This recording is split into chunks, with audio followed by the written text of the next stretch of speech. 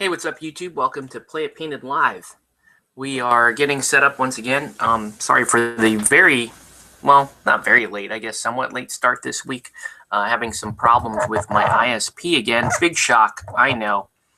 I don't know what it is about Cox Communication and their inability to provide a very simple service, regardless of how many years I've been a loyal customer. I will take no hesitation to badmouth them in their terrible service. And yeah, I let them know that much about it. So anyway, we're going to get to the painting in a little bit here. But, first things first, I have to clear off my desk. Now,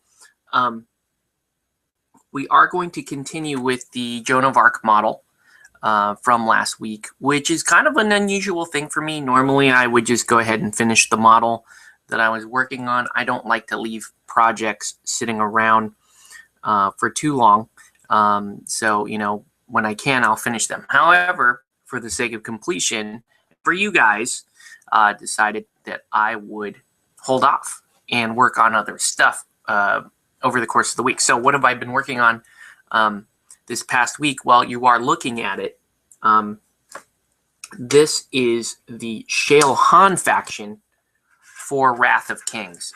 So while I'm clearing off the desk here, I'm going to show you guys some of the Shale Han stuff. So here are they're not done. They're almost done, but they're not quite done. So here is, for example, here is one of the Dragon Legion warriors. You can see that there's kind of this gold non-metallic metal that's prevalent on these models, and so that's what I did mostly with airbrush. Still need to finish the robe and do a little work on the base, but otherwise these are done. Now you get 18 of these, so, and they all kind of these dual wielding, cool bladeness type things. Painting the eyes on these were tricky. I don't think you're intended to paint the pupils in, because they're Asian miniatures. They don't really have much eyeballs there. You can kind of see that I did do them. See if not quite focusing enough to where you can tell. But I did paint those in because I'm a stickler for that. So anyway, I'm not going to show you every single one. I'm just going to start picking them up. And I'm going to show you guys the dipped troop types. So that's what you get 18 of those. That's, I guess, the way these starters work is you get 2 types of infantry per starter, and then you get some specialists and some leaders. So let me get all the Dragon Legion guys off the desk. I could finish these tonight. However, that would be an incredibly boring show for you guys to see me just painting in little details. Like edging. I gotta paint in little belts and pouches and that kind of stuff. That would be boring. They do look kind of cool though. I mean, I went with a kind of a really light blue, and then I'm gonna actually accent with a darker blue. So I'm not going quite with the studio scheme on these, but they look pretty cool in my opinion. And I just got to finish up basing. Okay, so that's one type of troop that you get. Now, the other type of troop that you get for Shale Han are these guys. And these are Wrath. Now, these guys are pretty cool. You can, a couple of things that these might remind you of. No Empire, so no Berserkers from Relic Knights. That's kind of what these remind me of. They might look like to some of you guys, like the Ohren miniatures, Legion of Everblight stuff from Privateer Press. So you can see they have really cool armor. I'm not done with the skin, the hair, or the teeth on these, and I'm not done with the kind of the furry tabard there. But once I'm done there, then these are done as well, and you get, I guess it's 9 of these. So you get a few different variants there. Let's start putting those away. But yeah, so anyway, by this weekend, I should have 2 armies, 2 factions ready to go for Wrath of Kings. And then I actually have to, I'm actually going to get to set these up and hopefully learn how to play the game. I don't think anybody locally here has played it yet. So I'm going to be looking for a volunteer to help me fumble through this kind of stuff. Here's some of the blade, the bald ones. Detail on these are really cool. So you can see that guy holding this blade. They all kind of have these, like, you can see that metal gauntlet, which I've kind of gone with again, kind of a non-metallic gold metal there. Mr. Dual Wielder guy, pretty sick looking. I'm really am impressed with the level of quality that went into these Wrath of King miniatures, considering the price that we paid for them at the Kickstarter. They're pretty impressive. And Shale Han just has such a cool aesthetic. I'm going to be sticking with it. Some of the Legion Keepers or whatever, these are like the officers. Look at that. Man, that's a cool model. So you can see they're almost done. There's just like this one, I need to put the secondary robe color down and paint the hair in, a couple pouches. But that's pretty much it. And then they give you, like I said, they give you like kind of a variant one. So this is like a variant Legion guy. This guy might be your actual warlord. Like, I love this armor, man. I may have to, I don't know. I would cosplay that. That's so cool. You could also use them as like Helldorado. You could use them as Blade Masters as a thought. You can use your Dragon Legion as peasants. Then you get these are called Hammer of Tailrun or something. Really cool. Really cool. Look at those. I mean, I'm impressed, man. I'm impressed. That's fun. And I've been in the trenches with these guys. I've been painting. I've been batch painting all 40, which is not wise, but that's what I've been doing. These are Big Sister, the Big Sister model. Now, one thing to note: the Big Sister card says that these come on 40s, but I think I'm supposed to put these on 30s because they didn't come with enough 40s to do Wrath and these. But anyway, so I'm going to highlight that purple skin up a bit so that it pops a bit more, because it's looking kind of dull, kind of dusky on camera here. But you can see I love the aesthetic. Is just freaking awesome. These are the Hammer. I don't know what these are called. Thanos. That's what this reminds me of.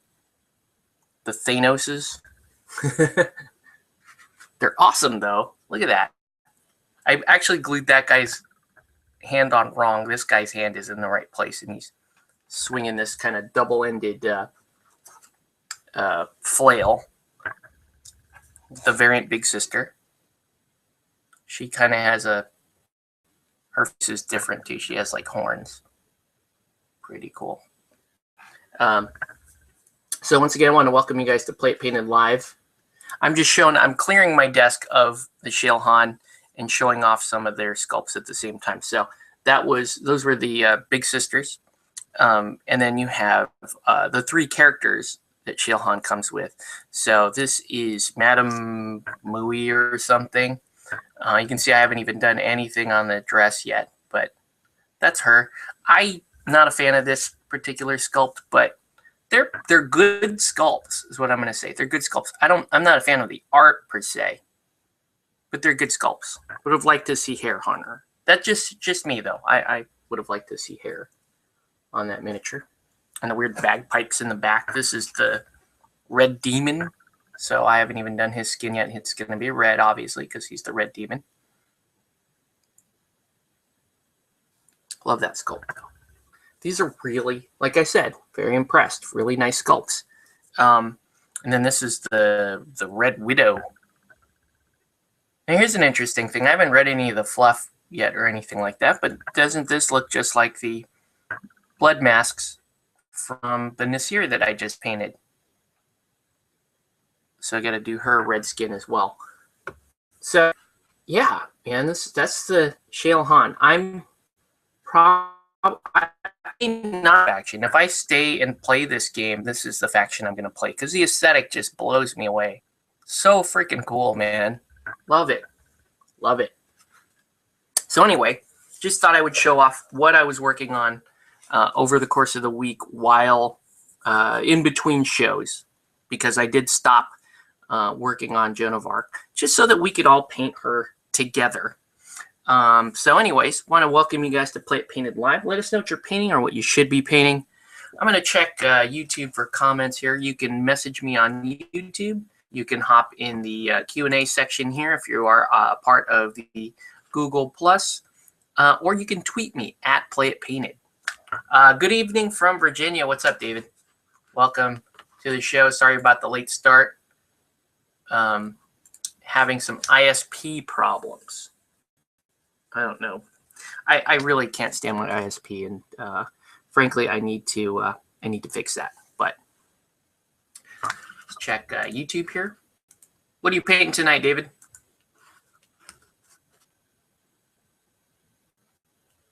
Okay. No comments on the YouTube side. That's good because, frankly, I don't really like to look at the YouTube side because it doesn't update as regularly as we'd like. All right.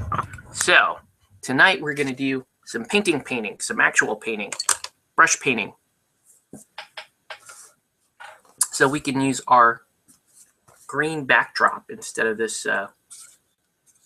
This is a piece of rosin paper that I have taped down. I probably want to pull it off and replace it anyway. But I'll do that a bit later. So I'm going to put this green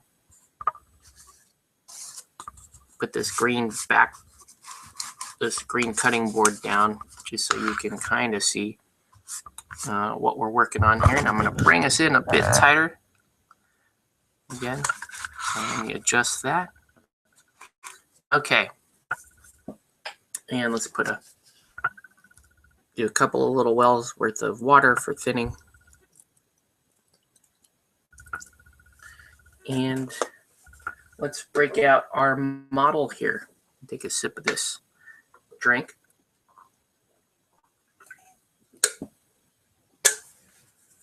All right. So from last week, you can see I have done 0 things to the miniature. I've left her exactly where she was last week. This is the limited edition Joan of Arc model for Infinity. This is the one that comes with the Studio Heraldez book. My Studio Heraldez book came in on Monday. I'm painting this as a commission for my friend. And he wants her painted like Saber from the Fate anime series. So Fate Zero, Fate Stay Night. You can see, I mean, the hairstyle is exactly like that miniature, and that miniature is sort of a Joan of Arc Arthuria character. So it's a nice, good correlation there. And I love, and it's a thing for me. I love trying to paint miniatures that resemble anime characters to be the anime character. All right, so just a refresher from last week, we did all the assembly, we did the priming, and then we started to lay down the airbrush layers here, and working up from a gray all the way up to almost a pure white to get the armor and the effect on the sword. Okay, so our goal for tonight is we're going to paint the face, and then we're going to start doing some effects on the armor. That should be pretty cool. All right, finishing up my Temple Flame Guard for War Machine and Soviet Combat Engineers for Bolt Action. Very cool. Yeah, I wish I could take part in the Bolt Action, the Great Bolt Action build off or paint off or whatever it's called. That sounds like a lot of fun. Speaking of which, David, I was going to ask you, have you been nominated for the Chain Attack Donate or Paint Challenge? Yes, this is a loaded question.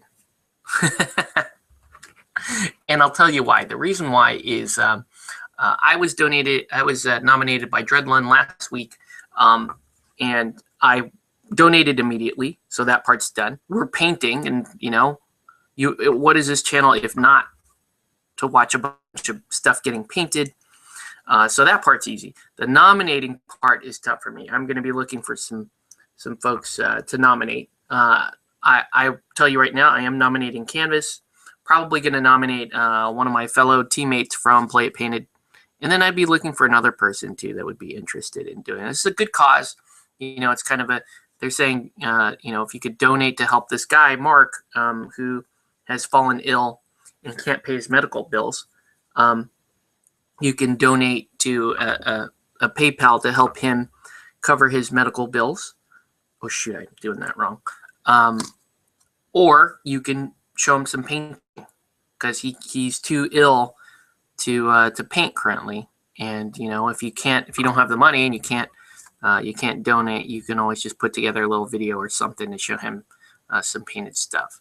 When I heard about this story, it really did clutch at my heartstrings a little bit here, because this Mark guy does sound like somebody after my own heart, somebody that that likes to promote games. He's a press ganger, and he's also a painter.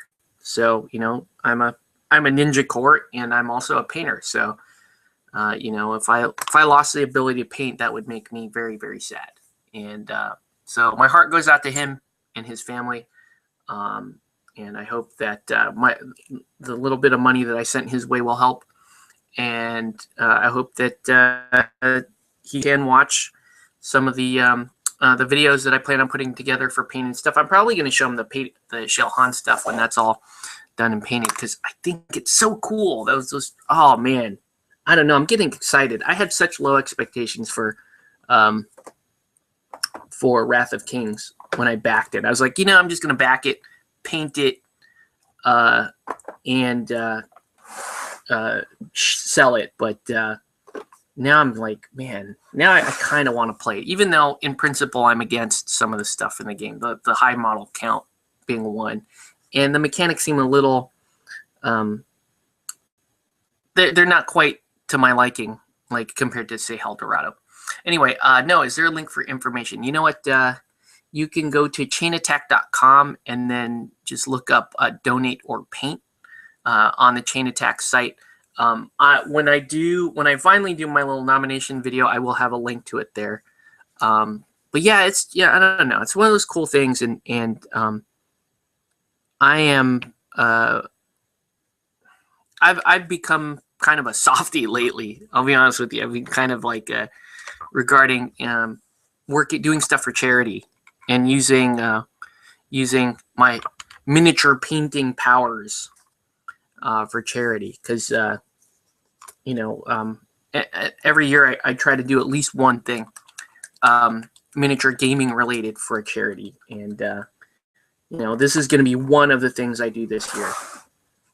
Is this paint and donate challenge, because it really is a good cause, and it's a good story. So I will try to get you information, though. I will definitely post. Actually, you can see if you go to my Facebook page, the Play It Painted Facebook page. I did a post for Chain Attack on there, so you can actually get a link from there. All right. So anyway. We are going to work on the face right now. So I am thinning a bit of black, a little bit of white, and we're going to get to it. I need this. Okay, so it should be no surprise to folks that have regularly watched me paint miniatures on how I do the faces. What I'm looking for, though, is a specific color. That's not bright enough. This is perfect. All right. So remember, this is going to be a little bit more anime than normal, but Let me see if I can actually do a face on camera. I've done it before with larger models. I think if you guys watched together, sometimes I'll be able to do the face on camera, but it's tough. All right.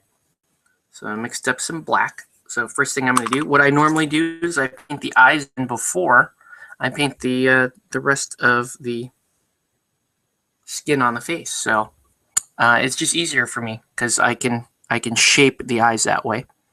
This model has realistic eyes, but they're a little on the larger side for Infinity. So first thing I'm going to do is I'm going to paint in the entire eye and the area around the eye black.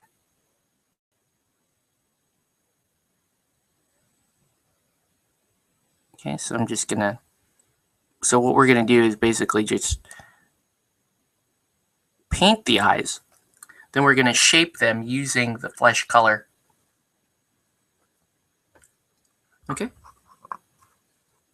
And let me mix up white paint now.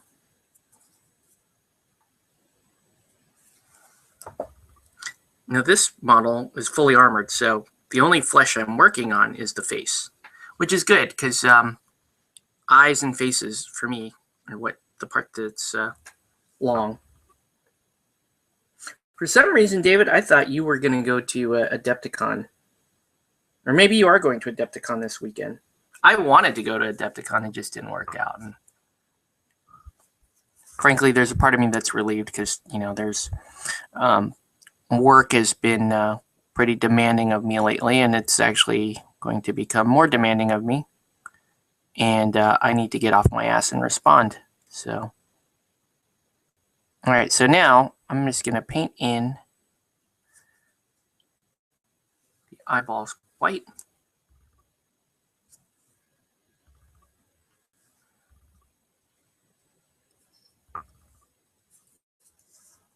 So seeing how these eyes are pretty well sculpted, I'm not going to have too much trouble catching them by just kind of running the paintbrush gently over the eye.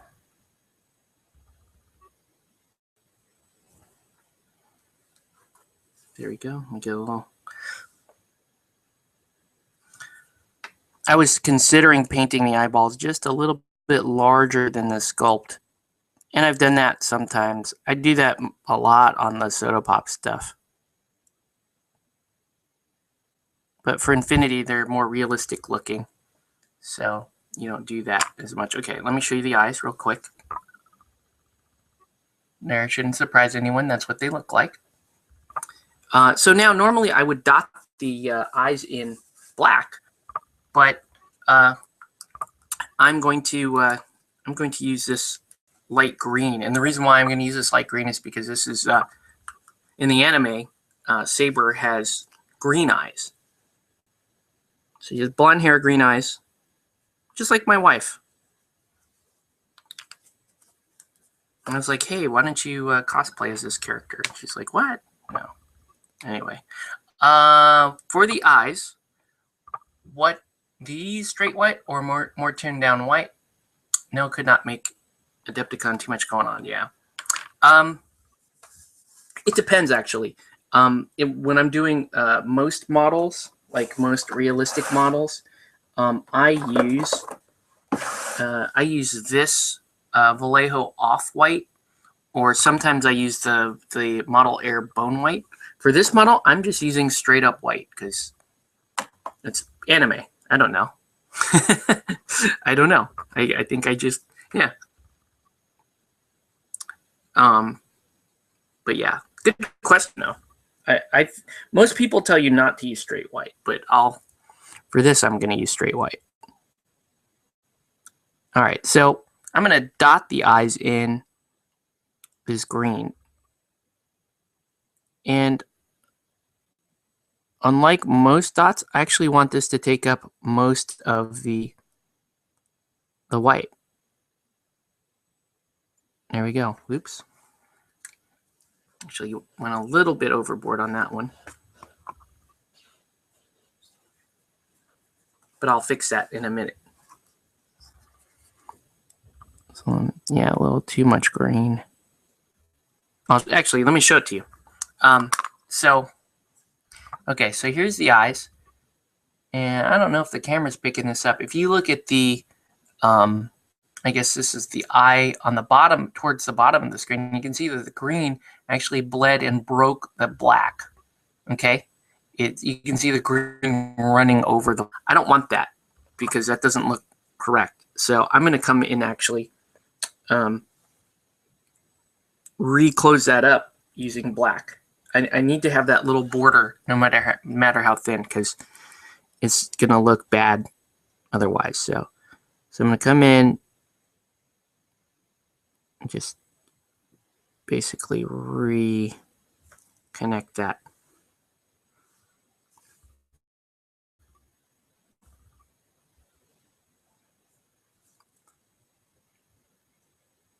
All right. And you know what else I should be doing? Actually, here we go. I am going to dot in the eyes again, but this time with the black, and I'm going to go a little bit smaller than I did with the green. This level of detail, do people pick it up? No, not typically, no. But we'll know it's there, and I don't know. For whatever reason, that makes me happy. So I'm just going to do a little teensy-weensy dot. If I can actually get the paint to flow.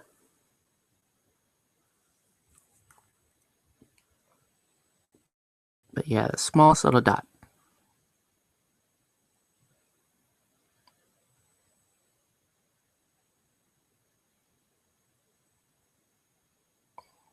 And over on the other side.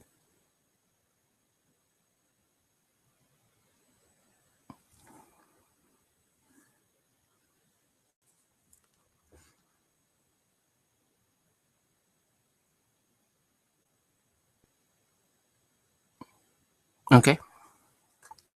Looks a little weird from far away. But here we go. Actually, you can't even, on camera, it doesn't look like I have dotted in the eyes, does it? You might be able to see it once we actually frame the eyes, because you've got too much white and too much gray, kind of washing it out on camera. But just in case, let me redot that black, make it a little more prominent looking.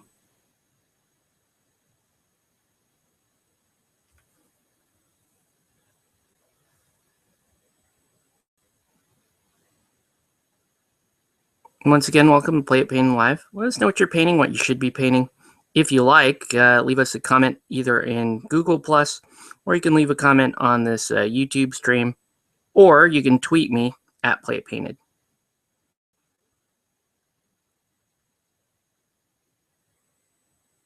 Okay.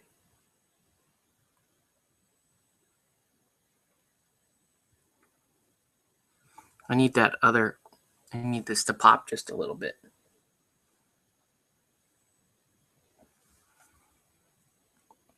That's the problem. Sometimes you can get these really good minute details in, but nobody will ever see them.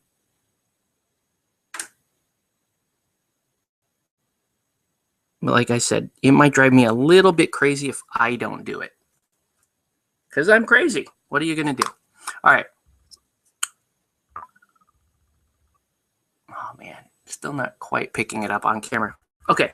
Let's go ahead and move on to the skin. So I'm now going to frame the face with Game Color Extra Opaque Heavy Skin Tone. Add a little bit of water to that.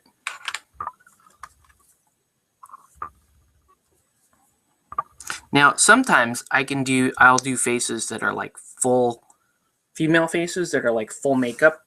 Like, in other words, I'll do like eyeshadow, I'll do lipstick, I'll do a little blush on the face.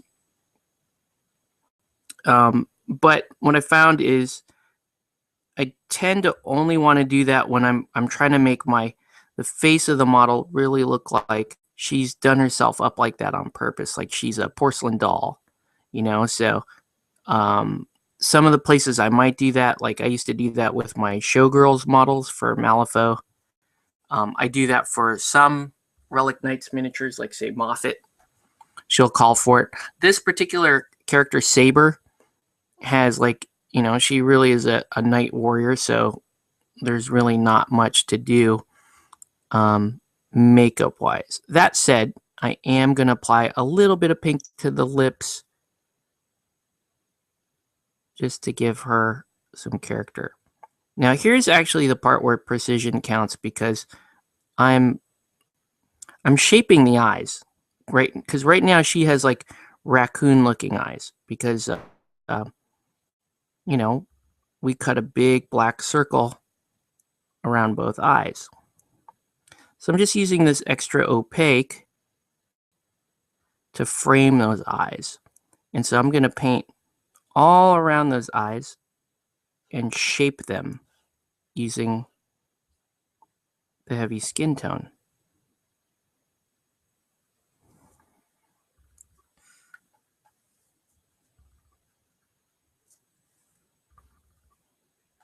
All right. So, and you're probably going to continue to trim down the eyes a little bit. One of the things you do have to be careful of is, because shaping the eye, make sure that you don't have excess moisture on your paintbrush when you're doing this part, because that water will run into the eye socket and it will carry that flesh tone with it, and it will wash out all the work that you did, all the little precision work you did to get the eyeball just right.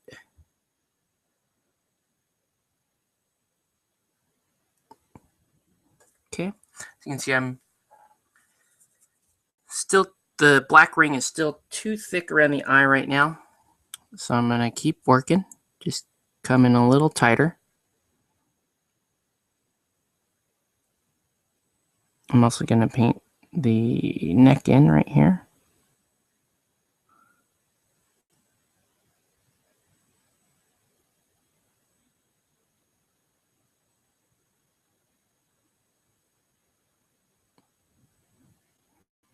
So, okay.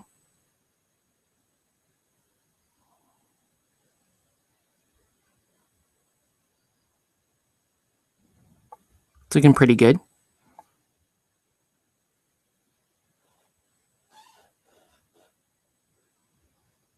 Okay, there we go. So that looks pretty good so far. Here's the face. Whoa. Still maybe a little too much black around the eyes, but I'll catch it. It's cool. Okay, so now let's start mixing in the actual flesh color. So I'm going to mix in basic skin tone, and I'm going to just drop a couple drops directly into that heavy skin tone. This is going to be actually the more of the base coat of the skin. Wait, before I do that, yeah, see, I almost messed it up. Need to paint in the rest of the neck. Here we go. Okay. All right. So now let's take that basic skin tone, mix it up. This is going to be the more of the true base color of this flesh. And I'm going to take it up fairly light, because Saber on the cartoon she's fairly fair-skinned. Fairly fair-skinned. That was a lot of fair. So here we go.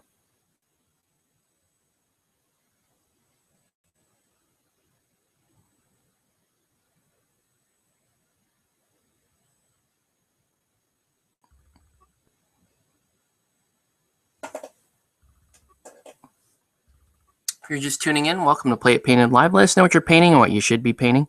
Tonight we are continuing on with the limited edition Joan model for Infinity. This is the model that comes with the pre-order of the Studio Heraldez Masterclass Painting Volume 1. which, by the way, is a pretty damn good book. Mine came in on Monday. I've been able to flip through it. I've been skimming through it so far, and I've already picked up a few really cool things that he does, and some equipment advice that I was looking for is in that book. So I'm going to give this a couple of layers here, and I'm going to cover most of the area of the face, almost all of it. In fact, I'm just going to leave a little bit of that heavy skin tone in the recesses.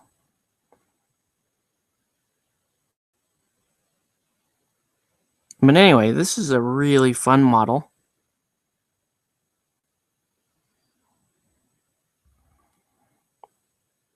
And yeah, she's looking pretty good. Okay, so here we go. So now, let's give that a little cool down. I'm going to just select that. Get a little bit of a drink. Oh, I need a cookie. I'm going to eat a cookie here. These are Girl Scout cookies, Do-si-dos, really good. Hadn't tried them until this year. Oh. I'm gonna load YouTube comments. Sorry for the munching.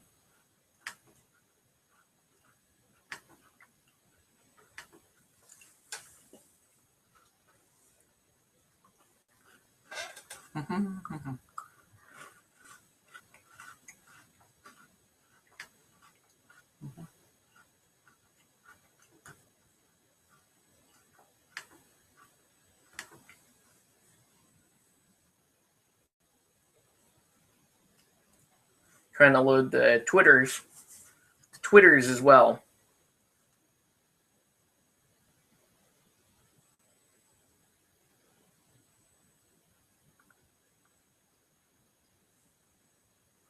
All right.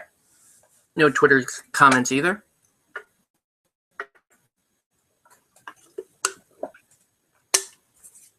Okie dokie. So let's get back to it. Thin Mint's the best. Agreed. Thin Mints, pop them in the freezer. I'm sure you know that trick. Oh, so good. Totally agreed. Okay, so now we're going to apply some Seraphim Sepia Tone. And I don't thin this when I'm going down. When I do the flesh, I just sort of, one of the things I do is just put my brush in a little bit of water. And that applies the amount that I prefer to work with. And then I like it down and just kind of move it. So I just move it. I move the sepia wash to where I want it. I want most of it back here up against the hair. And then if there's too much, I just wipe off the brush and remove it. Okay. What I should have done, actually, now that I'm thinking about it, is I should have painted the hair in, the base color for the hair in, so that I could have washed that all at the same time. Which is kind of annoying, because I'm going to need to do that now. So, actually, no, I shouldn't do that, because I'm going to use that similar color here on the hilt. And then on a couple of the accents here. So I'm not going to do that. All right? So I'm going to let that wash dry for a little bit. I am going to take the skin up just a notch by adding one more drop of, maybe two, of basic skin tone into my flesh mix there. And I'll stir that up. Now, you really should wait for the wash to dry. I'm going to try to speed it along a little bit just so that we can make this fit in the time slot that we have. Do you ever use any of the craft store paints like Apple Barrel? I haven't used them on miniatures. I use them on terrain and stuff. But frankly, I wouldn't be opposed to it. It's just those types of paints, I'm not comfortable with how they should be thinned. I get a little nervous about if a particular color has a small enough grind to be used on miniatures. I'm sure that there are a lot of good colors in Apple Barrel, and I know people that paint with it. So I'm not opposed to it in theory. For me, I'd rather stick with the stuff that I know, like Vallejo. Okay, so you can see I'm applying the next color, and there's not a lot of shading that goes on a soft face like this. It's a pretty soft face. There's not a lot of hard features to her face. So therefore, the highlighting is going to take up a significant part of the model. Okay.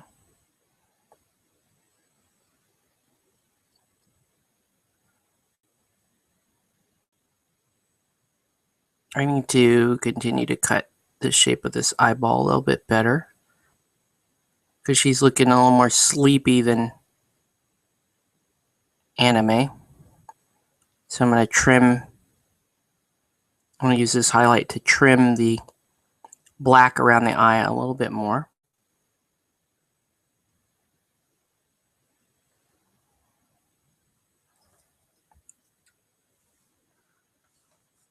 All right. Never use them as washes. Ugh. Oh, you tried using Apple Barrel paints as washes.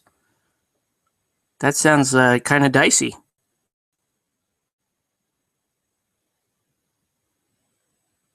Yeah, my concern with Apple Barrel is some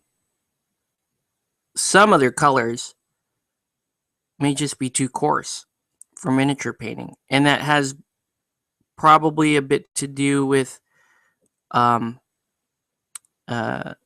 grind that they use and the specific colorant load.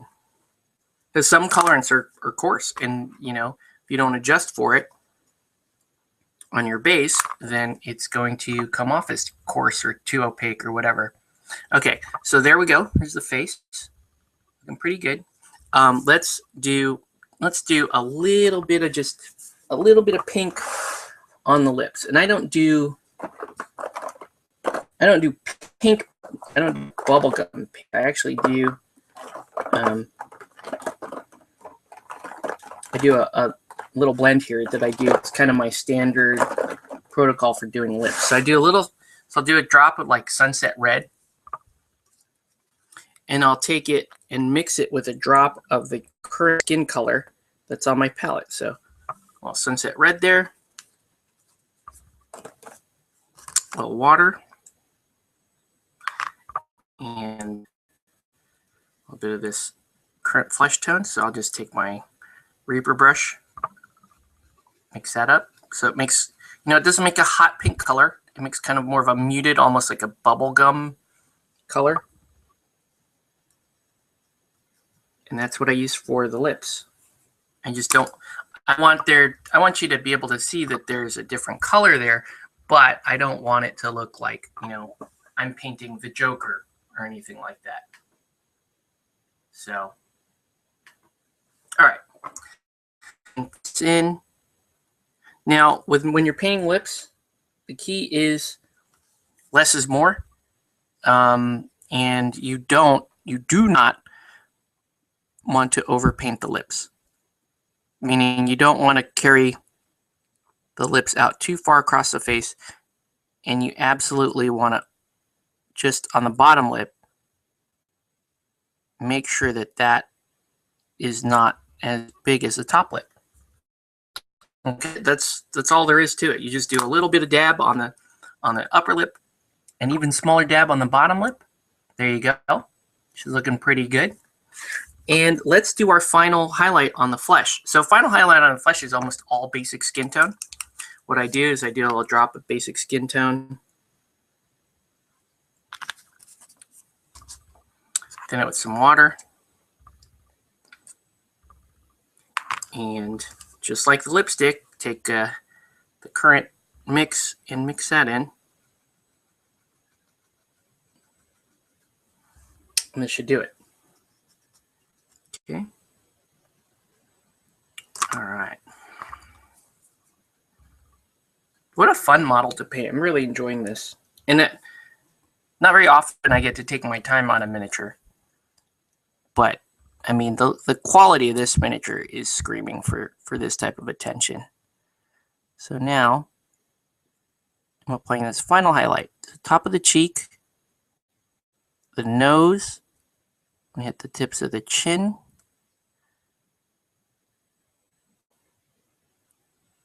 And you want this to go on really thin.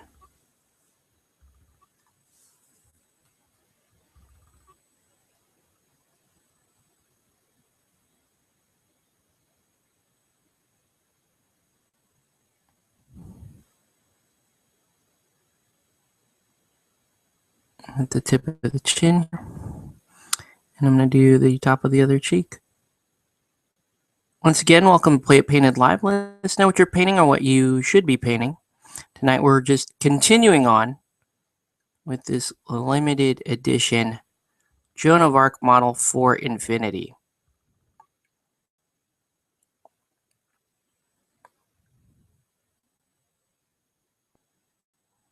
Another thing I might do on a face like this is paint in the eyeshadow. You know, the area over the eyes. But looking at her face, I think we're good to go, man. I don't really see a need to do eyeshadow or over accentuate the face. Do you? Pretty good. All right. So now I'm going to do, because this is a single model, as opposed to a married model, I guess. I don't know. But I am going to, yeah, I know, sorry. I am going to stick her on this base. And we are going to continue to paint up the armor. So Saber's armor is white. So it's white, but it's like metallic white. And so what we're going to do now is we are going to paint up maybe one more highlight and then a line highlight of the white. Then I'm actually going to go back in and paint some of this armor blue, because that's her colors, is like light and blue. Now, I believe the top color we used for airbrush was pale gray blue. So I'm going to continue up, and this time we're going to go with glacier blue. So I'm going to put a little glacier blue down. And we're going to do kind of like a dry brush, but like a focused dry brush. It's a little more like an overbrush. So with this glacier blue, I'm going to mix this up. I'm going to wipe off most of it, as in almost all of it. And then instead of doing like that vigorous motion that you get from dry brushing, we're actually going to target it. So I'm going to target the light spots on the model here using my brush. And it's going to go on in a semi-precise manner. I'm actually using the wrong brush to do this, sorry.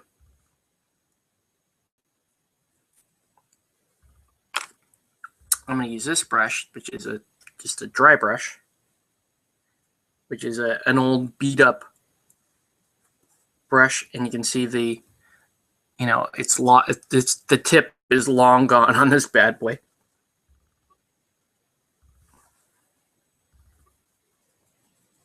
Now, you're probably not going to notice this particular color on camera, but I'm going to concentrate it towards the top of the model, and where the area the light is gonna hit the model almost.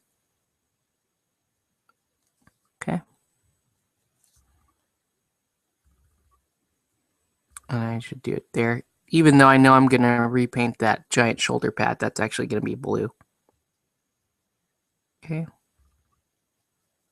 Here we go.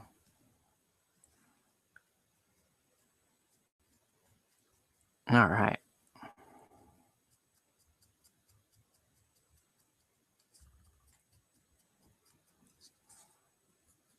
Okay. So now we're going to take that white that we did earlier. And we are going to do the same thing.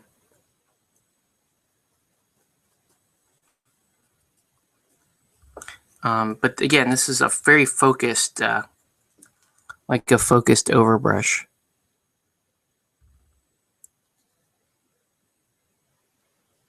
All right, there we go.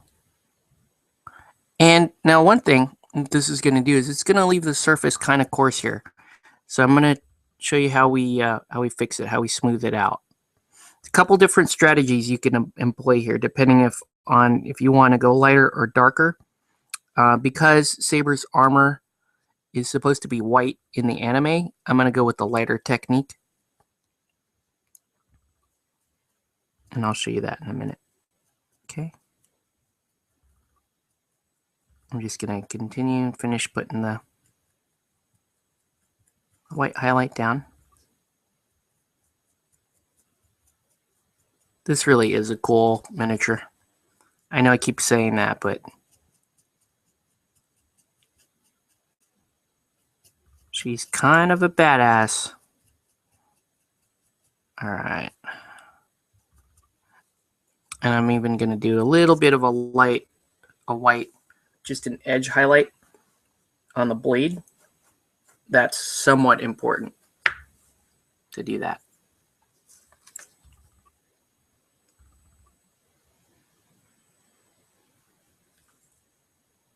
And if it's too coarse, you can just take your finger and run it over like that while the paint's wet, and you'll smooth it out. Okay.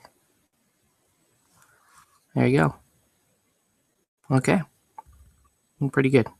Okay. So now we've got a pretty good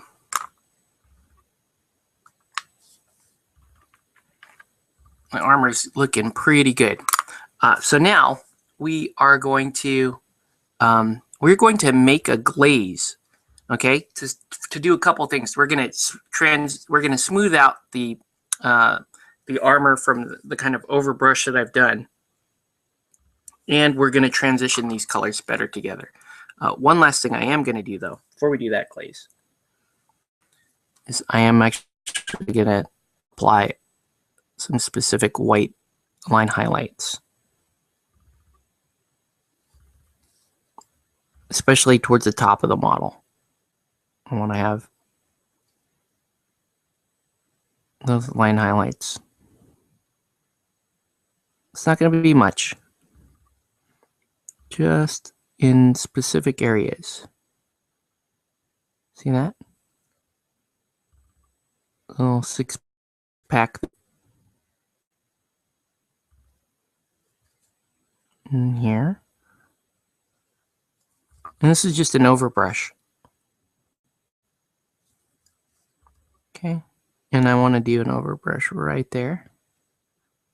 Right around the little crucifix part. And here. Okay. So, as you can see,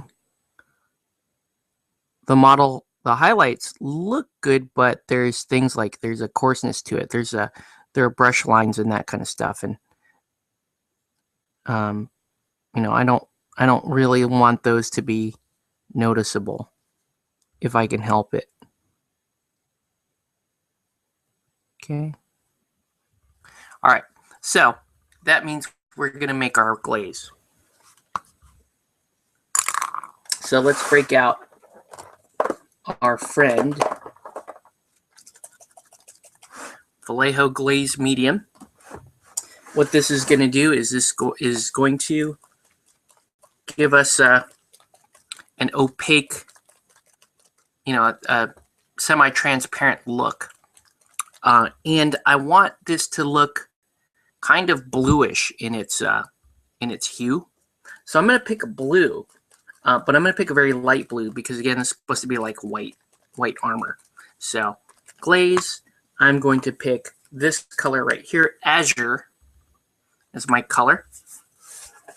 And we're going to put the Azure down. So we're going to mix up a little glaze for ourselves using a couple drops of Azure,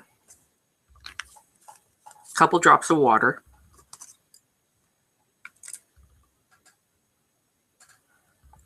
okay, and a couple drops of glaze.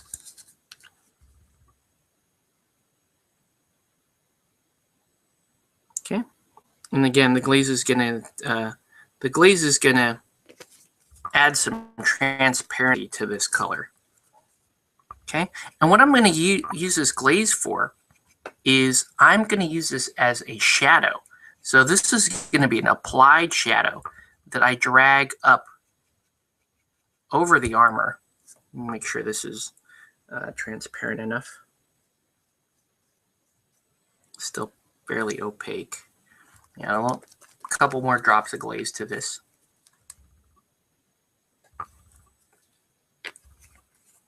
So I want this to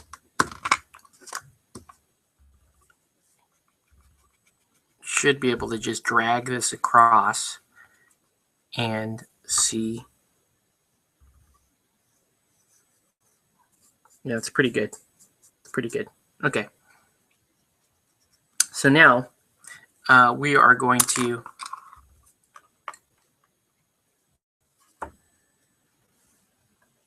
what we're going to do is we're going to apply this in the recesses, the darker parts where we want shadow. Okay.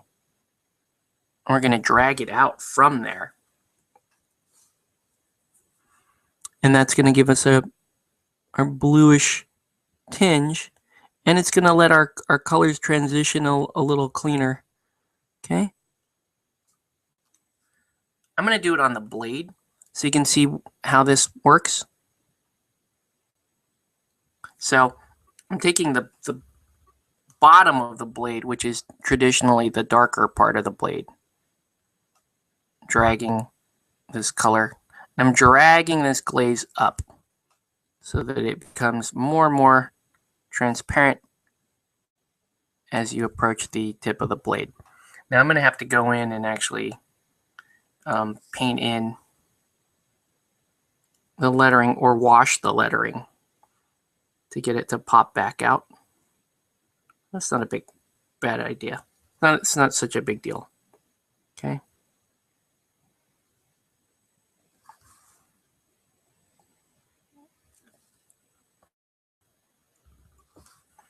Okay.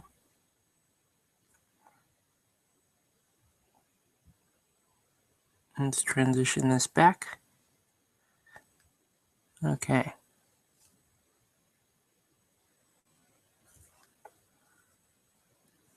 Right, let me see if you can actually see this on camera. You can see a little transition there. And using the black from earlier, I'm going to make myself just a little wash here so that the engraving on the sword still pops. It's important. All right.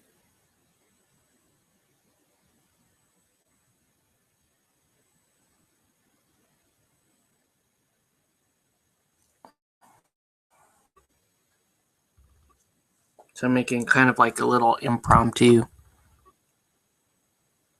wash there.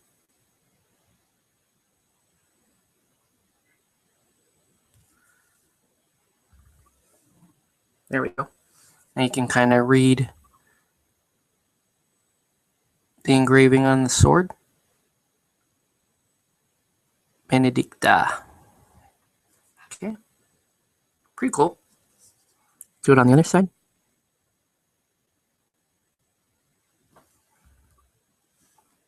You see what I did there? I just washed it and take the brush dry, run it over the top, the excess. There you go. Okay. It's a little darker on that side, but in fact, I'm gonna just use a little bit of that here.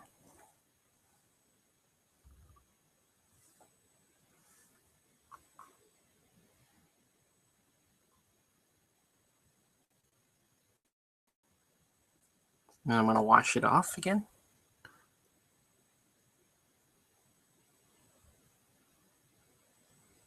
Ooh, a little too much black. I'm gonna have to do a little cleaning here.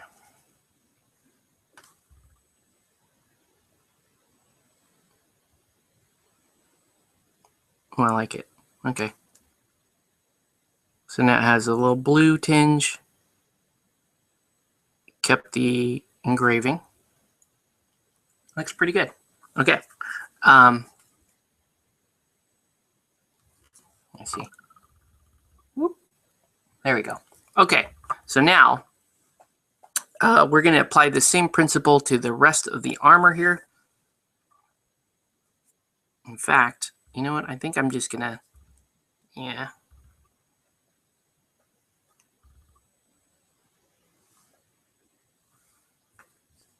I need to, well, that's fine.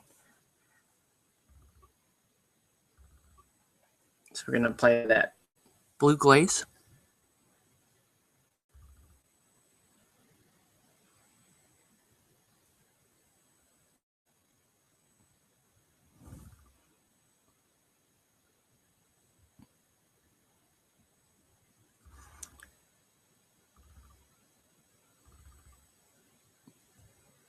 Give the model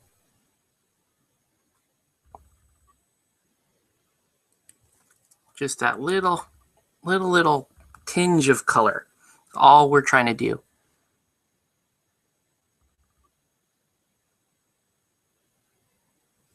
If you're just joining us, welcome to Painted Live. Let us know what you're painting and what you should be painting. Again, this is the limited edition Joan of Arc miniature for Infinity.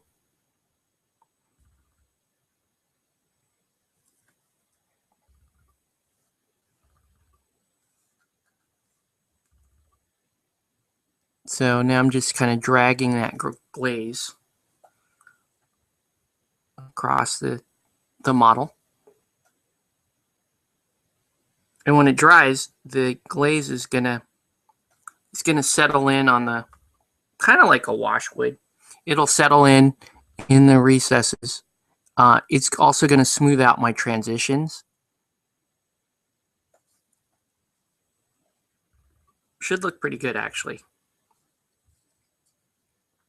I am still going to need to go through and hit the model with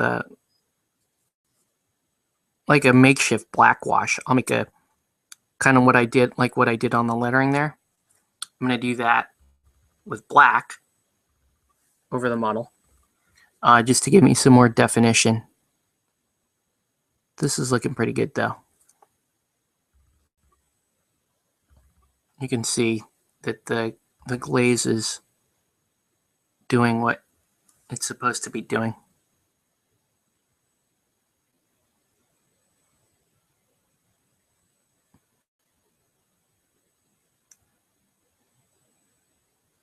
And that gives us that little blue tinge.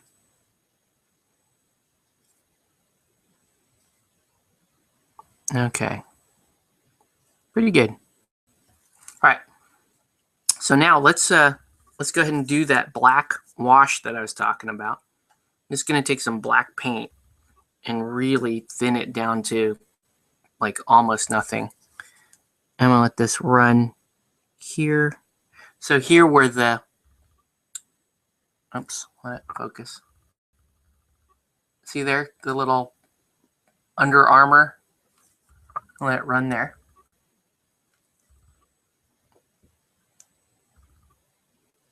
Yeah, really nice model. As more paint. Agreed. This is such a cool model. And I'm going to use this black to kind of get all the detail in.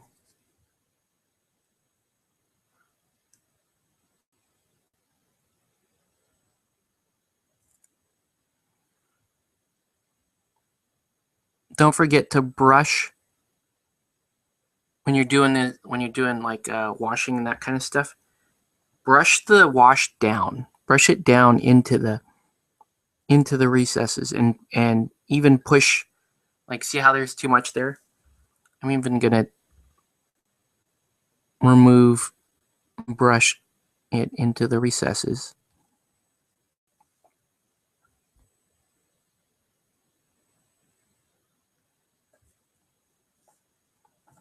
I need to use this guy.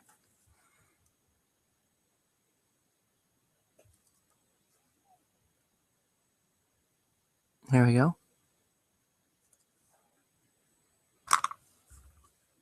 Pretty cool.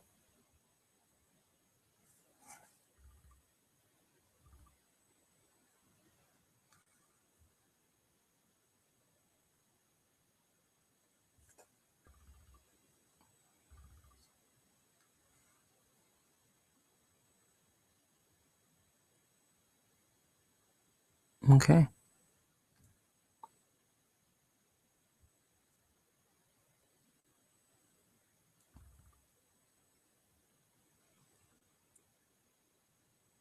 So now what I've got is it's pretty.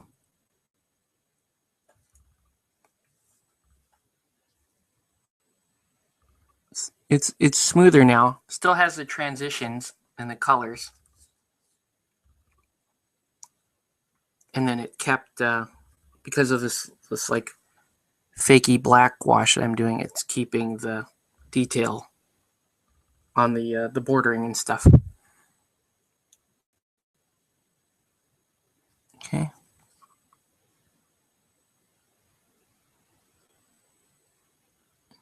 And it has that blue tinge.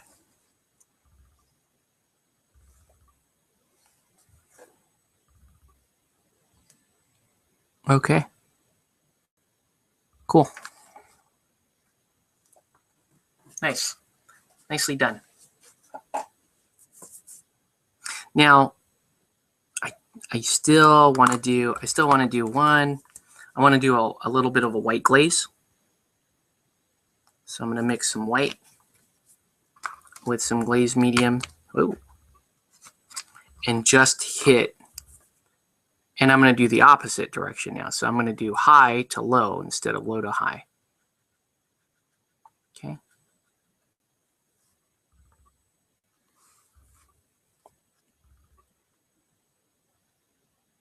With this being a glaze,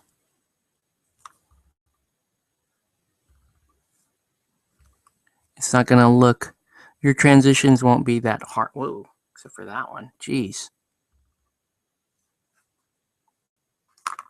That one was harsh.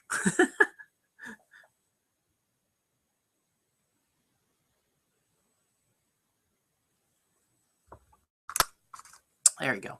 Just had to remove a little bit of it.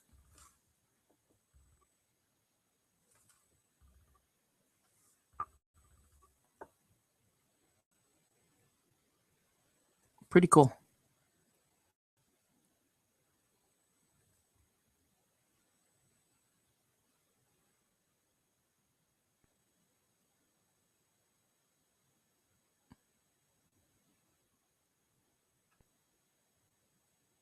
All right. Okay, so now let's start working on the blue. She has a dark blue kind of tabard. Actually, no, before I do the blue, what I need to do is base coat the hair. Saber has pretty fair blonde hair, so I'm going to base coat with yellow ochre. This is a standard formula I use for blonde hair. A little bit of yellow ochre.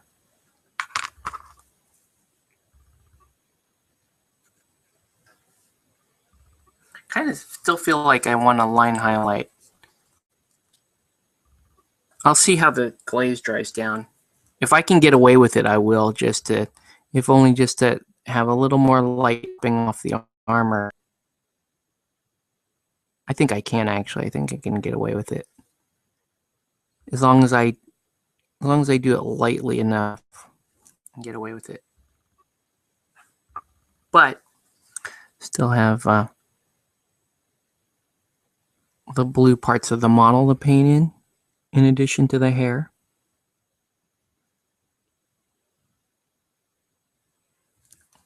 Should load YouTube comments here in a minute. Let us know what you're painting or what you should be painting. You can leave comments in the YouTube section or the Google Plus chat, or you can tweet me at Play It Painted. So, in case you're just tuning in, welcome to Play It Painted Live. We're painting limited edition Joan of Arc miniature here for Infinity.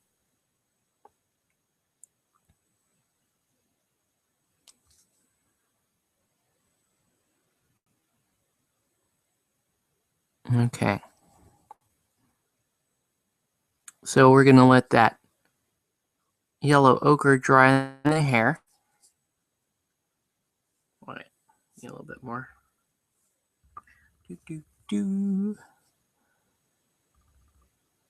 Okay. So we're going to let that dry. Yeah, I think I want just the faintest little white highlight. Just in specific areas. Right here. The center chest X. I want it. Oh, my glaze is still drying, so I'm going to give it a minute here. All right. So while that's drying, then let's paint in some more of this yellow ochre, because I want I'm going to have gold here on the hilt,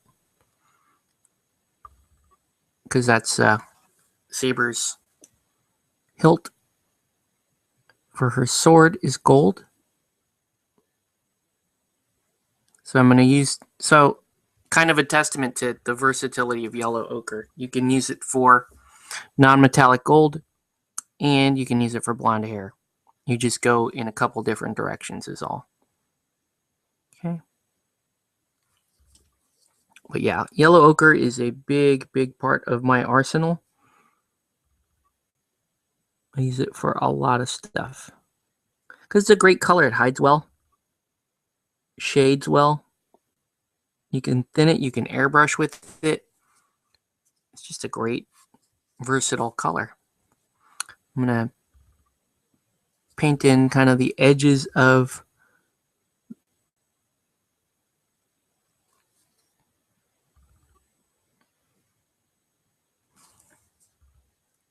her scabbard here. Heard of any interest picking up Anima Tactics? Oh, you mean from a company manufacturer standpoint? Somebody mentioned Edge Entertainment, but I don't even really know Edge Entertainment or what's going on there.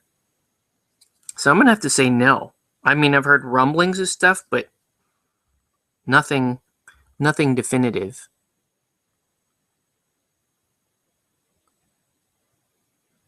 Whoa.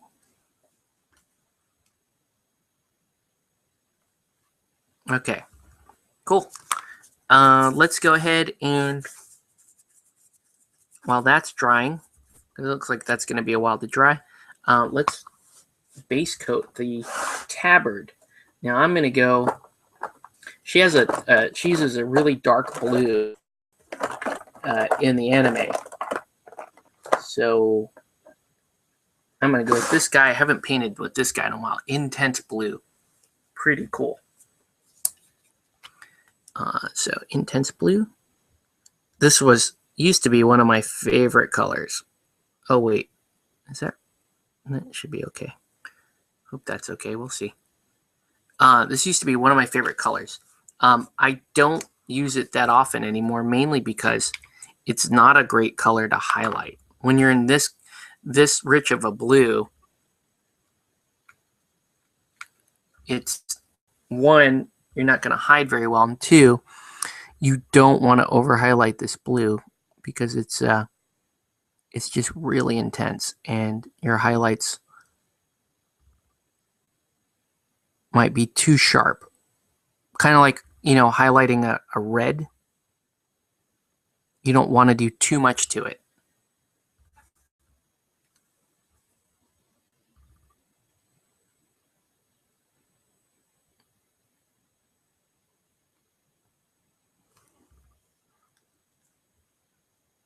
Once again, welcome to Play It Painted Live. Let us know what you're painting or what you should be painting.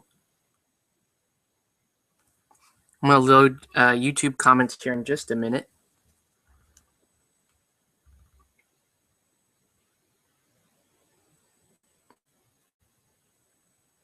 Now, see, I love this blue color. Great color, really vibrant. But highlighting it kind of sucks because the minute you try to lighten up this blue, it's going to move towards gray, and it's going to lose its intensity. And I don't want it to lose too much of its intensity. So, but we have our way around it. So I'm just going to paint that in blue.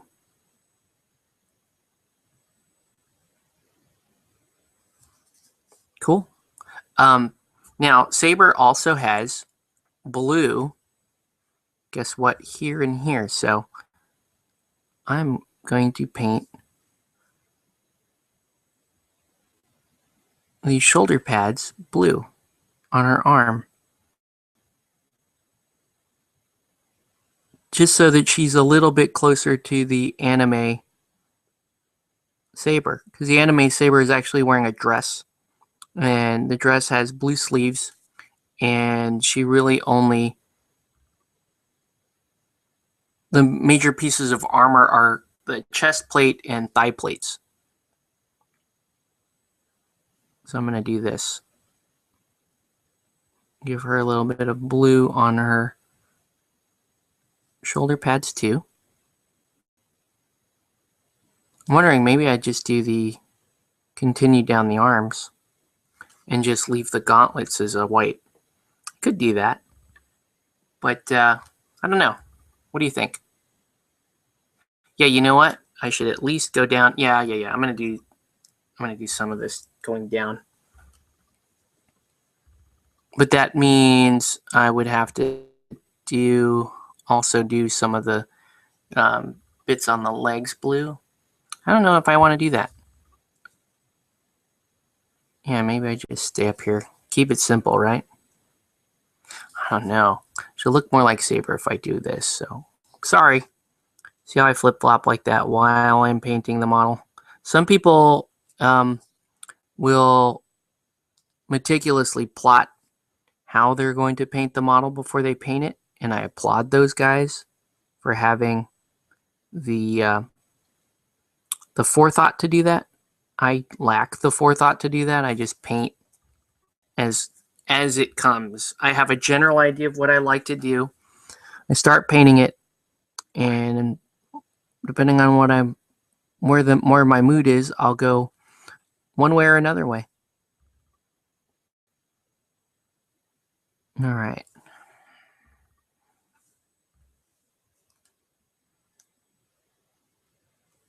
So let's get this color down, then reload, then load some comments.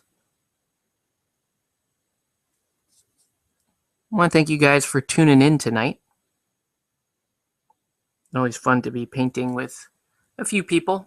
And if you want to drop some questions or comments, I'm a fan of that too. Let's go ahead and look at YouTube comments.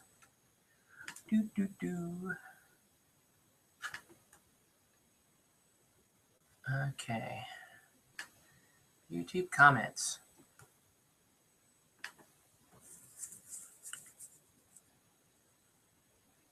One comment. Tori Ling, hi, I'm planning to do War Boss Taste Painting Challenge this year. Cool, what's up, man? Long time no hear. Yeah, it's in May this year. I will probably be painting the new Super Dungeon Explorer, the Forgotten King set. So that's probably what I will be working on. Yeah, so that's cool. Yeah, okay. So let's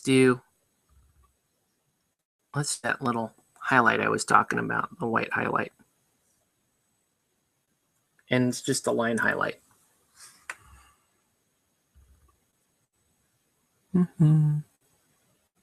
Oh, don't go overboard. I just want to get right around that crucifix right there. So I'm going to do that.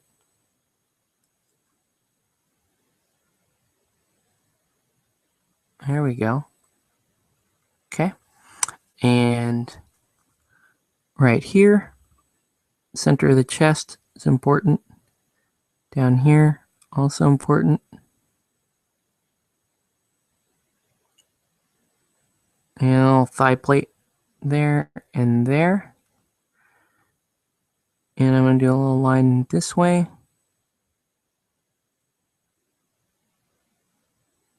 Nicely done. And right there. You can see that's where light's going to hit the model. So obviously I want it there.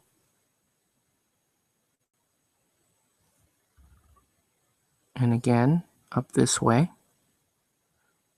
All right. Yeah, cool.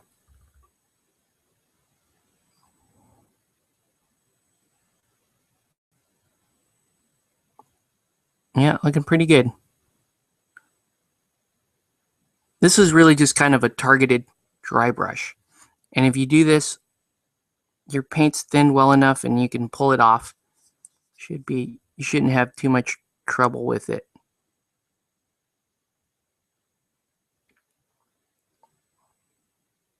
And it's really just going to help accentuate the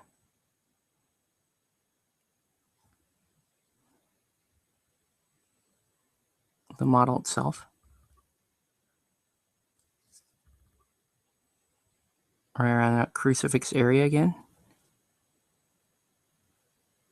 Yeah. Joan's looking pretty cool. Okay.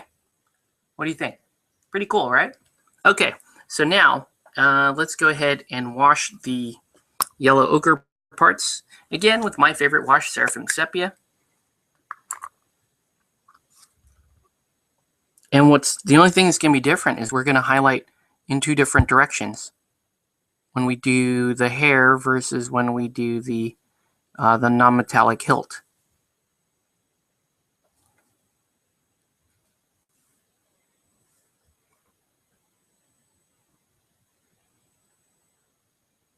I wonder if Jose's watching. This is Jose's model. He's the one that asked me to paint the model this way. And I said, sure, it'll be fun.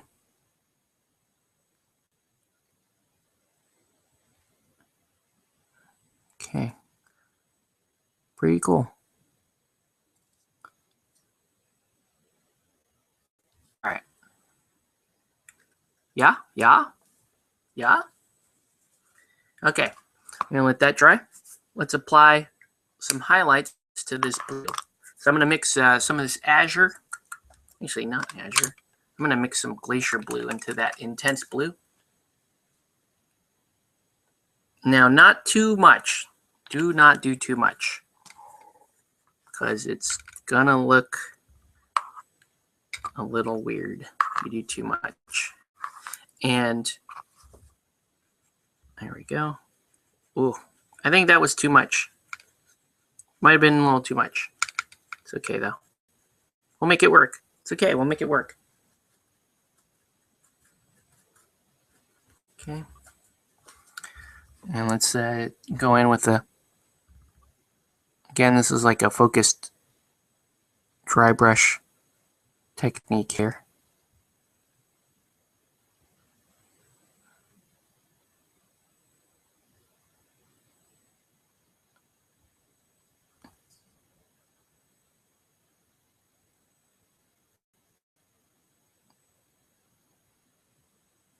Here we go.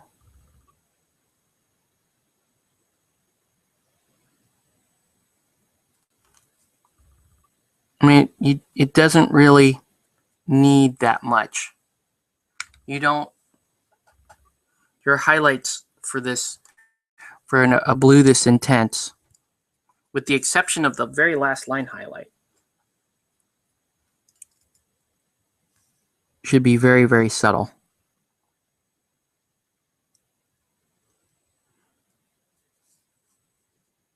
I mean, I'm a little worried that this might be a bit much.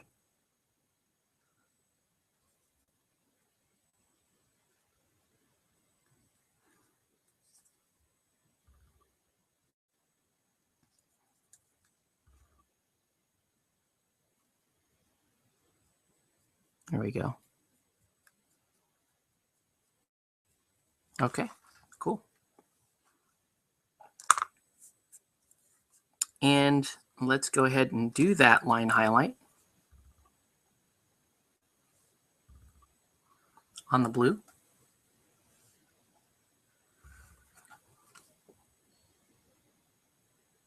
Oh, what was the wash again for the hair? Same thing, Seraphim Sepia.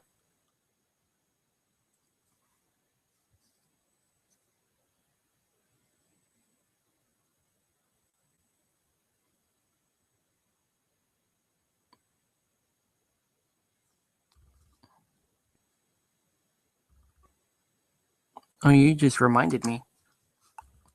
Oh, no, I got it. Never mind. I did it right. We're still on target. Okay, so you can see I've got a line highlight there. Ooh, on the shoulder. Getting some glare. There, you can see it.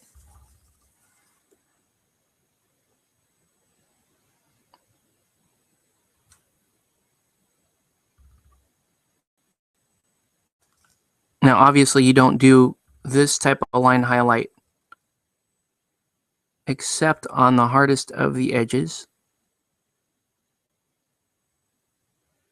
You don't want it to really bleed over into other stuff. You really just want to keep it on the edges.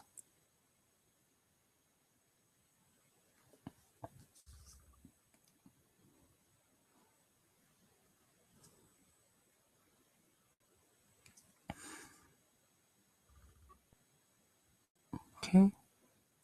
I'm going to just give it a very light line there. One really light line here. Right along this edge. There we go. Okay. Pretty good.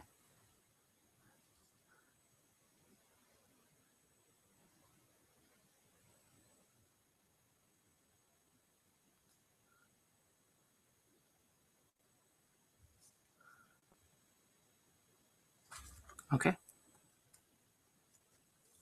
Cool. All right. So looking pretty good so far. Let's go ahead and, oh wait, let me load YouTube comments one more time. Sorry.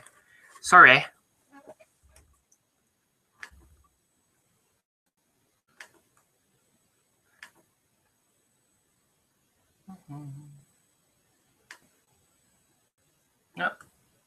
Cool. All right, let's continue on. So now, for the non-metallic gold here, I'm just going to go right back in with this yellow ochre and apply a highlight of that. And when you're doing, the main thing for when you're doing like non-metallics on surfaces this small, keep your highlights way out.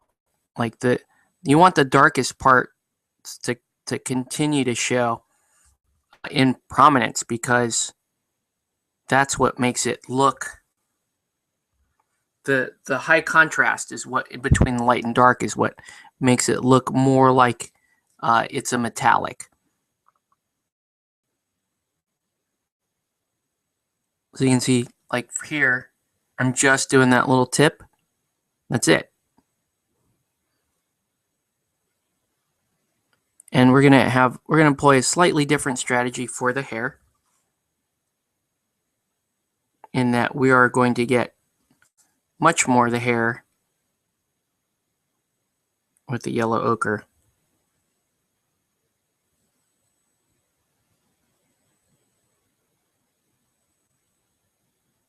So this is more of a natural hair look. I may come back in. Yeah, I probably will, just to keep it different. I'm going to come back in with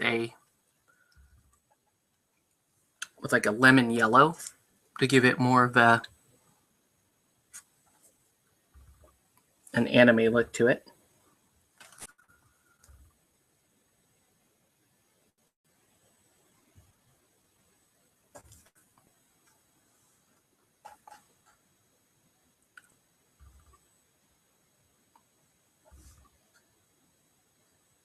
One other thing I'm going to do while I'm here.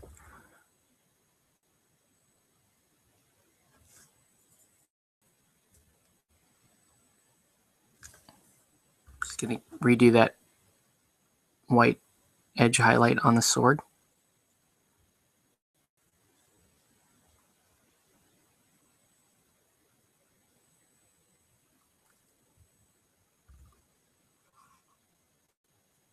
Okay.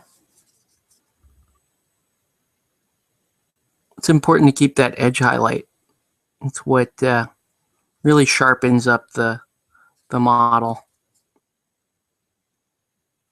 That was not supposed to be a pun. I know it sounded like one, but anyway. All right. Let's get a proper yellow. Now, I could do golden yellow if I was going for a little less anime. I could do lemon yellow if I'm going crazy anime. But I'm going to land somewhere in between, and I'm going to do deep yellow. When you highlighted the hair, did you wash the face at the same time? You could. Theoretically, you can, and sometimes I do. In this case, I didn't. I'm not sure why I didn't. It's more efficient to wash the face at the same time, but this time I did not. Anyway, yeah, but that's a good question. You can do that because it's the same wash. And there's absolutely nothing wrong with that. In fact, it probably blend them up a little bit better. Okay, so a little bit of deep yellow here. This is going to give it a little more cartoony look. And it's going to be the final highlight on the hair. And you'll see that it really makes the hair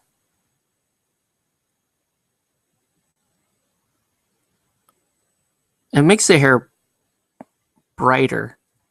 And because I'm highlighting much more of the hair than I did on the hilt, it keeps the hilt looking more like the non-metallic, and the hair, meanwhile, has a distinctly yellow appearance to it. So let me zoom in here. Hopefully you can see. Come on, focus. Oh, so close. There we go. Okay, so you can see the hilt has, you can see that how dark it is. Focus. You can see how dark the bottom of the hilt is, the back of the hilt. And you can see that, there's just a little line highlight there for the gold, the kind of little shimmer there. Meanwhile, the hair, though, ooh, am I going to need a better camera? Is that what this is telling me? The hair, though, has a much more yellow tinge to it. So you're not going to mistake one for the other. You use yellow, the deep undercoat here, but you're using it as the actual main color on the non-metallic part. All right. Anyway, looking pretty good. We're actually almost done. I can, and I probably should go ahead and I'm going to do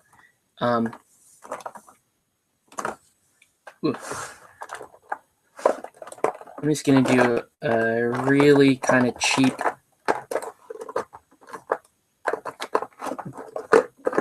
black gray. You can go black gray or you can go charcoal. I'm going to use black gray just to do a belt. Just real simple. Need to get that out of the way. All right. Belt and a little gun. And there's really not much to this. This is about as easy as you can imagine. So belt.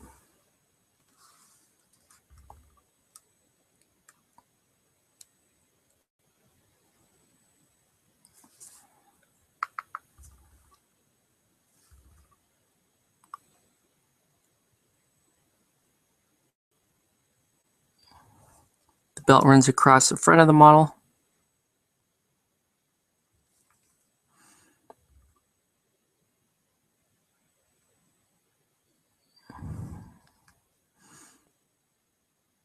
And she's a little pistol in a holster. I don't really want to call too much attention out to it because Saber does in the anime. And like I said, I'm kind of trying to stick with that. I'm going to do a little bit of, just going to do a cheapie on the buckle. Make that kind of a gold color too by painting that in. I'll hit that with just a little bit of wash and call it a day there. Okay. Yeah, almost done. I want to still want to do another layer of glaze.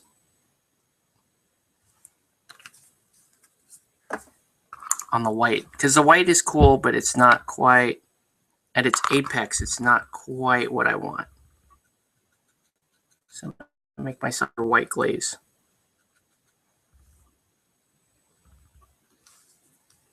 And I'm talking mostly like up here.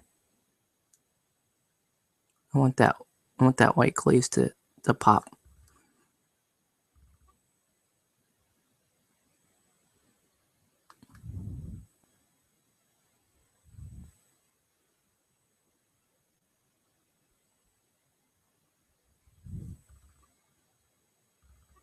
Right? Cool.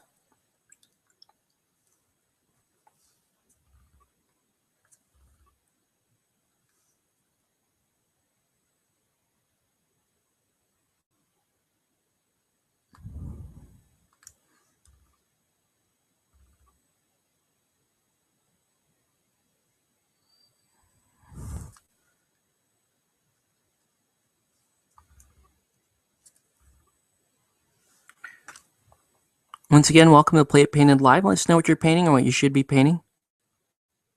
Joan of Arc here is moving along pretty swimmingly at this point. Pretty excited about how she's turning out.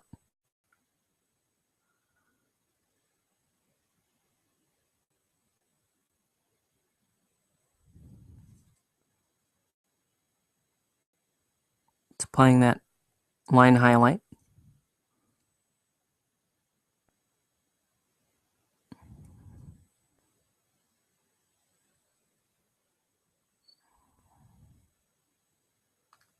So, yeah, speaking of anima tactics, I am working on that Fate set of rules. And so the standalone rules are almost done. I just need to, I'm just doing the final scenario or two, doing the rules for that. But I haven't done the campaign rules yet. So that said, I'm hoping to have that out this week. And I'm going to put it up on my website, playitpainted.com, and link to it from my Facebook page. And I'll share it around. I'll share it to the Cypher group. And, that way, if you guys are interested in trying it, you can play it. Now, it's designed to play, for fans of the Fate anime series. And it's designed for multiplayer. You want it. You're not going to get as much from it if you don't play like 3, 4, 5 players at a time, because you have these big battles. And just like the Fate animated series, sometimes you'll form truces. You may form like temporary pacts to get rid of somebody that's getting too strong, or you may look at betraying people at the right moment. And yeah, it should be a fun, quick, bloody game of Anima. And what I like about it is that, you really only need a couple of minis to play it. And the games can go quick. All right, so there's that. I'm going to give this a little tinge of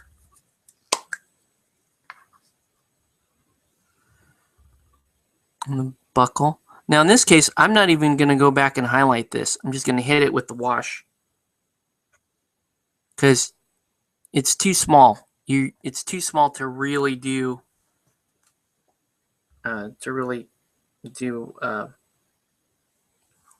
highlighting on it. I don't know. Angel Heraldez would probably prove me wrong, but hey, not all of us are gods of painting. Okay, pretty good. Still blending.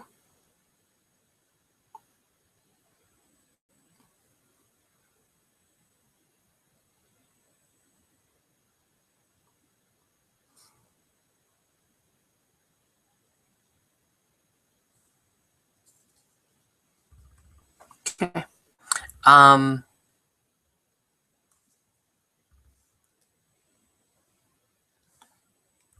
Stretch the out. So by taking your brush and dragging the glaze down, you allow the model to keep its color transition, but you're smoothing out that transition. All right, that sounded knowledgeable. Don't get me wrong, I'm not knowledgeable, but that might work for people. All right, so let's go ahead and paint in the soil on the base, because there's kind of this granite here from the airbrush, which pretty much occurred on its own. Not a whole lot to do there. In fact, you know what? Before we even do the granite, let me take the dry brush, take a little bit of that glacier blue, and just do a quick dry brush here in the bottom.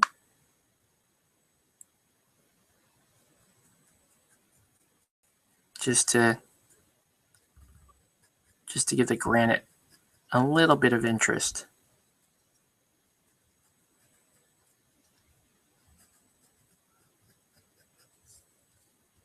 I mean, I can line highlight that too. I probably will, because I'm OCD.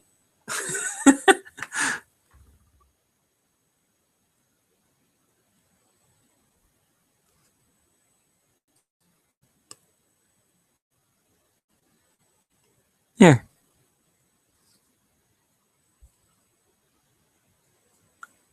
Okay. Now, let's go paint the soil beneath. Whoa! What was that? Oh, just plastic. Relic Knights base inserts. Okay, so let's paint.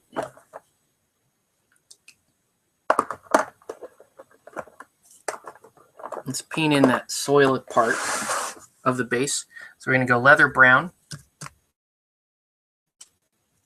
Just a little.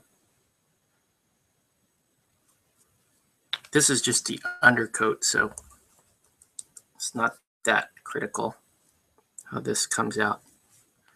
A little bit of leather brown there. A little bit of water.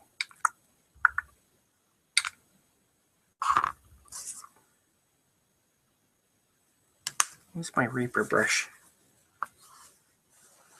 Did it run away from me? I think it did. I think it ran away.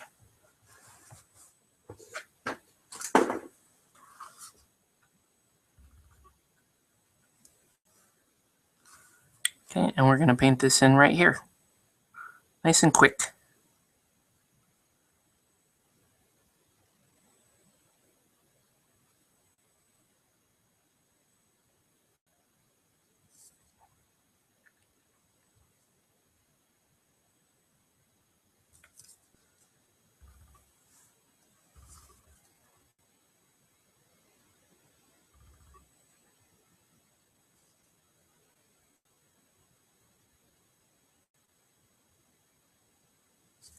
There. See? Simple. Let that dry for a minute. While it's drying, I'm going to load comments. So we did start a little late this evening, so we're gonna run just a little bit over. And not only because we try to keep this at 2 hours, but because that will give us enough time to finish this model at a comfortable pace. All right.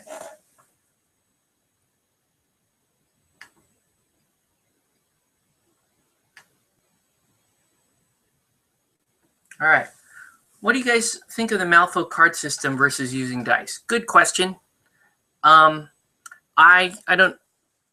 was a huge Malifaux fan. This is by Anabolic. Yes, Anabolic. I was a huge Malifaux fan during version 1, version 1.5. And yes. Now, at dice versus cards, I prefer cards for a couple reasons. In particular, if we're talking Malifaux, the cheat system is a big thing for me. The ability to actually have an actively managed resource to your combat total, combat and spell and ability total is a big thing, big deal. I like that. What I didn't like about it when we went to M2E was how the mechanic was changed so that it's not additive. It's basically just plus flips. What that meant overall was that stat bonuses were locked. In other words, if I had a melee attack, they used to be called CB, but if I had a melee attack that was plus 2 or better than your defense, what I know in the new system is I just have to pocket a 12, and I pretty much have an ace in my pocket, right? I'm not going to miss. I can do that to masters who have access to soul stones, and I can ace them. You know, and I know that there is a, you know, you can still flip Black Joker or whatever. You can still fail, but that probability becomes so minuscule with the new math that you know, I wasn't not really as much of a fan of it, and there's that and some other reasons why I don't really play M2E anymore. I don't really push it. I do like it in theory, and I still like it better than most dice systems. Now, I would say that another thing to consider is the Relic Knights dice system. Here we go. Full disclosure, I am a member of Ninja Core, so yes, I will pimp the games that I like. Yeah, so, sorry, I gotta explain what I'm gonna do. I'm gonna do a little Iraqi sand, quick brush on the soil here. But yeah, what I like about Relic Knights is that it's a numeric system. You're not going for a total or missing a total or flipping a total. You're really not even flipping. You're just crafting to your ability, kind of like a mana-based system, like a Magic the Gathering type system. And what I like about that is, you know, if you have the cards to pay for your attack goes through. Cool. It might seem like you're never going to miss until you consider the fact that most models in Relic Knights have their own defense system. So they have guards, they have redirects, they have ways to get around your automatic hit. And so what that really does is that forces the entire card and combat system to being a resource-based system. I love that. And that's it. So to answer your question, in general, yes, I will and do prefer cards over dice. Dice, though, one of the things that dice gives you that a lot of people don't talk about is dice give both players a means of being excited. You know what I mean? Here, let me explain this for a minute. When you're using cards, it's cool, and you feel like you have more control over the game, and you can save. You can save your high cards for that big pivotal moment. You can save them for that important defense that you need to pass, whatever. So in cards, between Malifaux and Relic Knights, there are times in the game where you're kind of wondering, does the guy have the card? Does he not have the card? And that's exciting. And so like one person can be excited or nervous or tense. And I love tension in these games. That's cool. With dice, especially if the dice system is a good dice system, you can have both players just kind of white knuckling it on a single die roll. And there's some merit to that. I enjoy that. Specifically games like Blood Bowl, where you have a turnover rule. I know a lot of people that hate the turnover rule in Blood Bowl, but I love it, and you can feel the tension in the room when somebody's about to throw a block die or they need to make a critical dodge or something like that. So even though I prefer cards over dice, I'm not going to throw away dice systems completely. One thing I will say though about dice systems is, it can be heart-wrenching at times because dice are literally the same odds every single time you pick them up and throw them. You can throw 1 1 1 1 1 1 1, whereas in cards, you're not going to do that. You know that eventually, if you have crap cards, you know that eventually things are going to turn in your favor because they have to. There are good cards in the deck. It's guaranteed. That would be like guaranteeing somebody in a D6 system that they will have a 6. It will happen, but you currently can't guarantee that. So, yeah. Anyway, I hope that answers your question. Let's see. Malifaux models are very fun to paint. Yeah, I had fun painting the models. I really loved. I was a little more partial to the cartoony metal sculpts. Some of the plastic stuff I had fun doing. My favorite plastic models were actually Beckoners. Beckoners were really cool models. I enjoyed painting those. But there's some good sculpts. And hard plastic is always a cool thing. I used to be pretty bitter about Malifaux, I won't lie. But these days, I can appreciate it for what it is. I don't see myself going back to the Malifaux universe, but at the same time, wouldn't begrudge anybody who enjoys the game, and I can see why. Malifaux is still a very good game. It's a solid system. Lots of people like it. So, who am I to judge? It's cool. And I do acknowledge that it's a pretty good game. Could Relic Knight system be used for anime tactics? Not really. You would have to overhaul the entire ability system, the AP system, to do that. You could do it, but you're basically rewriting the whole game. So it's not. Yes, you can do it. It's not the same game. It's a significant change to do that. I like Relic Knights because the card system and everything, all told, does give you a very different experience than combat, attack versus defense, and it really is much more a resource management game than even Malifaux is in terms of building a hand of cards, as opposed to Malifaux, where you're flipping and then you're enhancing certain flips using the cheat mechanic, using soul stones. Good questions, though. I'm glad. I love talking about gaming while I'm painting. I don't know, just really cool. Let's see. Any other comments here? Nothing yet. Okay, so this model is basically done. I'm going to do one more thing. And here's what I'm going to do. Let's do something pretty because she's Saber. So from the Fate Stay Night, she has flowers. she's like in a field of flowers when the end credits are rolling. So let's do a little flowers, a little tuft of flowers for her. So I'm gonna yank a tuft of flowers off of this little base here. And I can't find my little tweezers, so I'm gonna have to do this sloppy style. So got my little tuft of flowers there. Oh shoot! Hold on.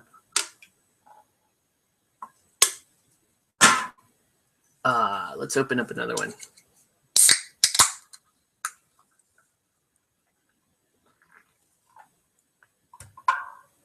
Okay, so a little dab of white glue.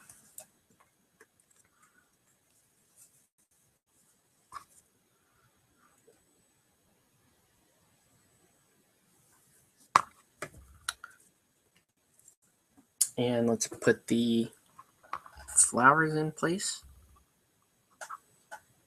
So this is interesting. I'm using a resin base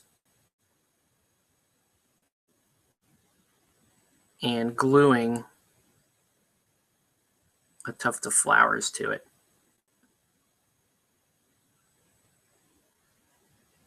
Normally I do the flowers or tufts to cork bases, or bases that I've put my own flock or sand on. But those are nice. See, give the model a little bit of character there. See if I can actually get the camera to focus. There we go. There she is. What do you think? Joan, cool. Oh, well, I see an area here I could be line highlighting.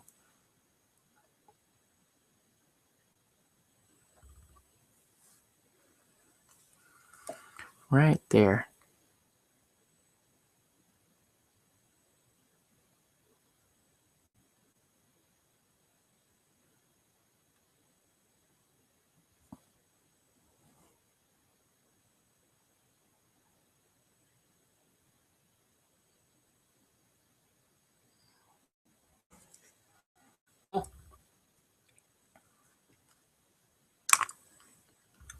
So here's that side.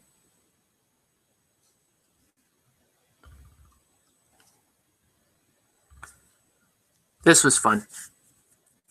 I'm going to have a hell of a time photographing this model because all the Wrath of King stuff has taken over my light box. But yeah, so that's the entire process. And I did slow down so that we could explain stuff. Normally on the feed, as you guys know, I start off with a model that's been already Zenithal Prime assembled and based in Zenithal primed, and then I just paint and I go to work and we ramble about crap. And but I don't know. I think we get more from the feed if I'm actually going with one model, maybe a handful of models tops, and actually talking a little bit about what I'm doing as I go through it. So yeah, this is Joan. Joan painted as Saber, which is cool. I'm tempted to keep one of these for myself. I have another one that I'm going to paint and sell. I'm selling to a local guy here because he plays piano for Infinity, and so I'm going to sell to him, and then he is going to. That's basically going to pay the cost of my book. All right, so I'm just going to toggle through more of the comments. But yeah, I mean that's it, guys. That's this is the model, and we are at 2 hours from when we started.